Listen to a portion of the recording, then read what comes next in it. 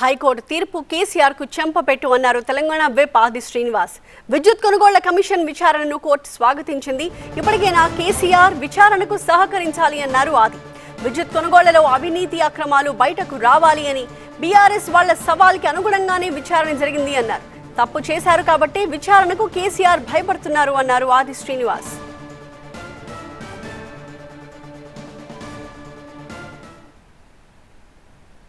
విచారణ కొనసాగాల్సిందేనటువంటి మాట చెబుతూ ఆయన పిటిషన్ను రద్దు చేయడం అంటే ఆయనకు ఎదురు దెబ్బనైన మాట, ఈ తీర్పు ఆయనకు చెంపపెట్టు లాంటిదైన మాటని సందర్భంగా చెబుతూ వాస్తవాలను దాచిపెట్టాలనుకున్నాడా, ఆ కమిషన్నే రద్దు చేయాలని చెప్పినటువంటి సాహసం చేసినట్టే ఇంకా కేసీఆర్ గారు అధికారులు ఉన్నాడనుకుంటున్నారని చెప్పిన మాట ఈ సందర్భంగా వాస్తవాలను దాచిపెట్టాలని చేసేటువంటి ప్రయత్నానికి ఈరోజు హైకోర్టు ఇచ్చినటువంటి తీర్పు ఇప్పటికైనా కేసీఆర్ గారు జస్టిస్ నరసింహారెడ్డి గారి కమిషన్ ముందు హాజరు కావాలి, వాస్తవాలు చెప్పాలి.